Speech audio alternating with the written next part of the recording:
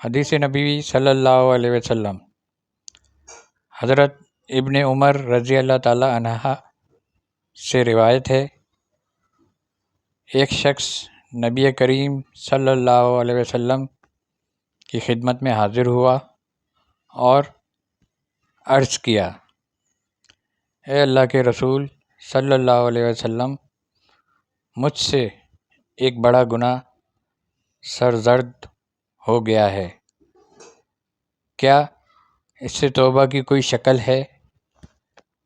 آپ صلی اللہ علیہ وسلم نے فرمایا، تمہاری والدہ باحیات ہیں۔ ایک دوسری روایت میں اس طرح کے الفاظ ہیں کہ تمہارے والدین حیات ہیں۔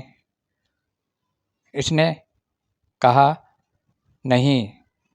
آپ صلی اللہ علیہ وسلم نے اس سے پوچھا،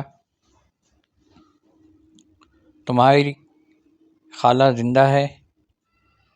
اس نے جواب دیا، ہاں۔